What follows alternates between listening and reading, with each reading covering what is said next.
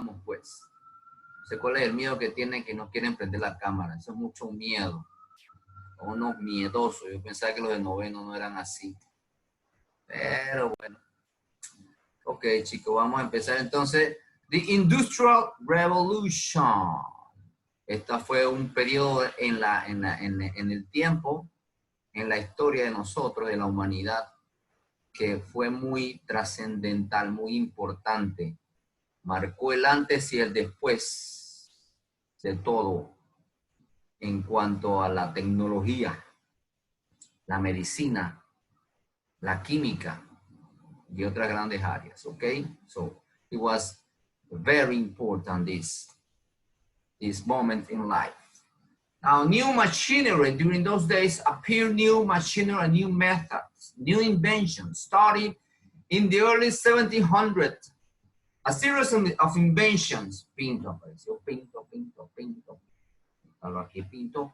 a series, where are we? A series of inventions completely changed the way goods were made. ¿Por qué? Porque antes todos los productos se hacían a mano. O sea, no se hacía en serie, en una máquina. Todo era a mano, contra pedido. Okay, so called the Industrial Revolution, machines in factories began to perform the work that before had been done by hand at home or in small shops. This period of industrialization began in Great Britain, but soon spread in Europe and America. Now, the textile or cloth weaving industry was the first to change. Le pregunto cuál fue la primera industria que cambió. Fue la industria de los telares, the textile industry. Inventions like the flying shuttle, spinning jenny, and cutting cotton gin combined to greatly increase cotton production and spread up the weaving process. O sea, el weaving es como el proceso en que los hilares, como ustedes ven en la figura, se tejían para formar la tela. La tela es cuando se agarran todos los hilos y se juntan en un solo y forman una tela. Eso de una manera más rápida. Aquí vemos diferentes inventos que se crearon: the flying shuttle, the spinning jenny, the water frame, the spinning mule, the power loom, and cotton green, que ya mencionamos. But in 1769, James Watt developed an efficient steam engine. Aquí apareció lo que se conoce como la máquina de vapor, that could power the new factory's machine, que ponía a andar toda esta maquinaria. Since iron was used to make steam power machine, the demand of iron grew. In 1856, Henry Besson developed a way to cheaply convert iron into steel. Now, this is a picture of the first steam engine. Another factor that contributed to the Industrial Revolution was the development of interchangeable parts. O sea que las partes se intercambiaban y formaban otra invención. Interchangeable means identical. Inventors began creating machines that produce interchangeable parts. New inventions also improved transportation and communication. Steamships made river travel faster. Steam-powered trains replaced slow-moving animal-drawn carts. In addition, a new device called the telegraph made it possible to quickly send messages over long distance. Eso era como el WhatsApp de aquella época. Los telegramas eran los WhatsApp de aquella época. Over here, there's a picture of a series of inventions during those years. The airplane, what is the telephone over here, the light bulb. You see that, light bulb, Thomas Edison. What is over here? Telegraph, small Morse. Cotton green, this one, modern steam engine, James Watt. Okay, and this one, the phonogram by Thomas Edison, the phonogram. Now, the factory system, before industrialization, each good had been individually made by hand. You can imagine what slow process this was. Industrialization shifts productions to a factory system. The new industries that sprang up during this period ended money to operate. Money and needed money to operate. So bankers, merchants, and rich landowners provide capital, money to invest in this kind of activities. They process more money, so they need more money. But the thing is that the people who loan this money, sorry, they didn't want it that the government get interfere in this process. And then in those years appear this expression, the laissez-faire. That is a type of economic system where the government has a very limited intervene in the process of commerce. Okay, they wanted laissez-faire. Government agree and place a very few regulations on business. Now over here there's the definition of laissez-faire. Laissez-faire is an economic system in which transactions between private parties are free from government intervention. So that means that the government shouldn't be involved, such as regulation, privilege, tariff, and subsidy. Okay, now let's see the scientific advance or scientific, new medicines and new process in the medicine area, which was a very important during those years. It says in medicine, Edward Jenner developed a treatment to prevent smallpox. ¿Y qué smallpox? Dice aquí, viruela. So you see a picture of a guy who has smallpox. One of the deadliest disease of the time. Okay, now another invention comes from Mr. Louis Pasteur, discovered that germs cause disease and he developed a way to kill them. This discovery improved that the health of millions and saved many lives during those years. So we are halfway, and he was a French microbiologist. Over here we are halfway of this chapter that talks about the revolution, industrial revolution. So now I'm going to invite you to watch this video, and after we watch this video, we're going to do an activity. Okay, where is it? Here it is. Here it is. Let's watch this video that tried to summarize everything that took place during those days. Okay, it says the Industrial Revolution for kids, because you are kids. Yes, I'm a kid too. Let's watch it, guys.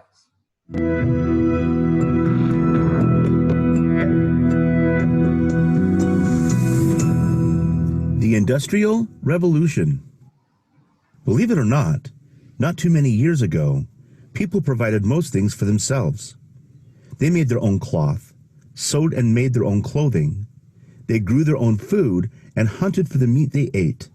If a person had a skill, like woodworking or working with metal, or maybe sewing and spinning and weaving fabric, or trapping animals for their pelts and skins, that person would trade these goods and services for something that they could not do or did not have. This trading was called bartering. It was important to the way of life around the world. At one time, most people used hand tools or simple machines powered by hand or pulled by animals to make the things they needed for everyday life. From making clothes, furniture, and other goods, to growing and producing their own food. It was hard work to provide the things they needed. Children worked, families worked, and the elderly worked as they were physically able. They worked hard, or they did not eat, or have any clothes to wear, or have a shelter to protect them from the elements. The Industrial Revolution, which began in the late 1700s and continued to the 1800s, changed the world. The Industrial Revolution represents the time when home production of goods began to be transferred to factories powered by steam and electricity, fueled by coal and oil, producing things in mass quantities and transporting things faster over longer distances. Through the ingenuity of men and women, their creativity, the expanding of their minds, the Industrial Revolution showed that they could take the resources that this earth had to offer and provide for the necessities of people around the world. The birthplace of this revolution took place in Great Britain, where there were many more resources such as coal and iron ore needed to power the machines inside the factories and industrial plants. Great Britain was sending and selling many of their products to the people of the United States. However, this all came to a halt due mostly to the Embargo Act of 1807, which ended the import and export of products from other countries. In addition, the War of 1812, when the U.S. went to war against Great Britain, forced America to seek ways to become more independent and not rely on other countries for products that they needed. The Embargo Act and the war led to the expansion of transportation, the efficient and additional use of electricity, and industrial processes that increased the production of goods in America. The Industrial Revolution brought many important events, inventors, and inventions. Thank Eli Whitney for inventing the cotton gin in 1794. The cotton gin increased the speed of separating the cotton seeds from the fiber, which was normally done by hand using a spinning wheel. This was specifically helpful in the southern states, where hand-picked raw cotton had to be sent way up north, where it was then processed and weaved into cloth. The cotton gin made possible the removing of cottonseed much faster and process more cotton in a day than the months it would take to do the job by hand. This led to the growth of the textile industry throughout the New England states. The cotton gin invention also helped Eli Whitney come up with the idea to use interchangeable parts. Standard parts which would be used on different types of machines and lower the cost and improve efficiency in manufacturing. The first interchangeable part Whitney produced was used for firearms used by soldiers in that era. In 1846, Elias Howe received a U.S. patent for refinements in the development of the sewing machine, which of course allowed for faster production of clothing and eventually resulted in most people no longer needing to make their own clothing at home.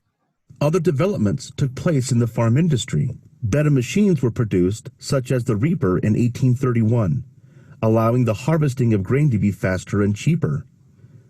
In addition, John Deere invented the first steel plow in 1837, which helped farmers become faster and more efficient in planting and growing crops. Due to these improvements in farming, the increase in the number of factories, and the productions of goods outside the home, people began to move from farmlands into the cities across the country. They no longer needed to grow their own food, raise animals, or produce products at home. Unfortunately, the large numbers of people moving into the cities brought about new problems. Overcrowding and disease was taking place across many cities in America. There were not enough jobs for the people. Poverty was found everywhere, and the cities could not support everyone. The overcrowding led to poor sanitation, causing diseases and other health problems, as well as violence stemming from the protests of workers against bosses who were paying very low wages. Some factories were even using child labor, which was finally restricted in the early 1900s. Yes, development and growth also bring problems, which provide opportunities for solutions. Despite the problem, other improvements were made in communication and transportation. The amazing inventor, Samuel Morse, successfully exploited the development of the telegraph in 1860, which allowed communication by wire using electricity and sending pulses of dots and dashes to communicate the letters of the alphabet from the East Coast to the Mississippi. The Cumberland Road became the first national road beginning in 1811. River transportation was also improved through the invention of the improved steamboat in 1793 by American Robert Fulton. The steamboat needed a better engine, which was obtained from and built by inventor James Watt of Scotland. Another important improvement in transportation was the completion of the Erie Canal in 1825, helping the economy of New York and making it a center of trade for the country. The Transcontinental Railroad was completed in 1869 at Promontory, Utah, helping increase trade and travel across the United States. The railroad linked the most important Midwest cities with the entire Atlantic coast. It became much easier to move materials, products, and other supplies between the producers and the consumers. Carl von Drais patented his design of a contraption called the velocipede, the first commercially successful two-wheeled, steerable human-powered riding device. The Industrial Revolution inspired many other great inventions during the rest of the 19th century and well into the 20th century, including the light bulb by Thomas Edison in 1878, the telephone by Alexander Graham Bell in 1877, and the first gasoline-powered automobile by Carl Benz in 1885. The Industrial Revolution made real the dreams of what was and is possible. Today, everything we enjoy and need came through the great developers and inventors of the Industrial Revolution: automobiles, airplanes, cell phones, and even air conditioning. And things to help us live healthy, long lives, better foods, medical advances, ways to fight disease. All of these developments we enjoy today because of the struggles and challenges of the great men and women of the Industrial Revolution. Okay, guys. Now, I'm gonna invite you to let's do this activity over here. I don't want to play this video. I want you to do this activity over here. Quiz. Oh no, that's not the one. Sorry. I was for tomorrow. Let's watch another video then about this as an activity that I had it for tomorrow, guys. Sorry. Smile and learn. 5 things you should know about the Industrial Revolution. The Industrial Revolution began in England in the 18th century thanks to James Watt's steam engine. The engine transformed water vapor thermal energy to mechanical energy. This invention revolutionized society like never before. The steam engine was mainly used in transportation and factories. The use of the steam engine changed object manufacturing completely. These objects, previously made in small workshops, were now produced in big factories. For this reason, small workshops practically disappeared. Thanks to the new industries, supply chain products were much cheaper to make and more affordable to buy. This helped the economy to prosper. Steam engines were also used in transportation. Trade, commerce, and also long-distance traveling became easier. Freight trains could transport heavy cargo at a speed that was too high for that time. Almost 40 kilometers per hour. Not that fast, right? Well, back then that was really fast. Steamships were a breakthrough as well because for the first time in history, navigating wouldn't have to depend on or be interrupted by weather conditions. Traditional rural living way of life and the countryside, owned by the aristocracy, lose their importance during the Industrial Revolution. An urban class emerges, the bourgeoisie. These were the factory owners who had become very rich. Peasants were now forming the so-called proletariat, wage earners who worked in the factories for very little money. They were really poor and their working conditions were dreadful. But as centuries went by, workers started trade unions and worker associations that helped them to improve their situation. In 1837, Samuel Morse invented the telegraph in Boston. This device enabled people to communicate over long distances. In addition, Morse created a code in which letters were represented by sound signals, nowadays known as the Morse code.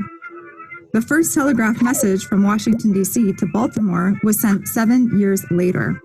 Both cities were just 60 kilometers apart. A few years after that, telegraph lines connected the continents of America and Europe. These are the 5 things you should know about the Industrial Revolution. Did you like learning about them? Okay, now let's watch one last video. I watched this one already, this one, and let's watch this one, guys.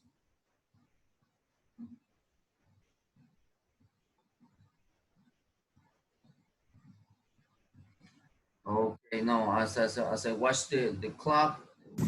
Around 1790, Let's stop people right here. We won't have enough time to watch this video because this video take like 5 minutes, something like that. And right now it's 10:12. Okay, then tomorrow we'll, oh my God, it's still over there. Tomorrow we'll conclude this chapter about a very important moment in the world, the Industrial Revolution and the consequences. Tomorrow we're gonna focus on the consequences of all this industrialization event. Okay, now keep in mind you need to complete vocabulary number 2 and also complete the assessment questions.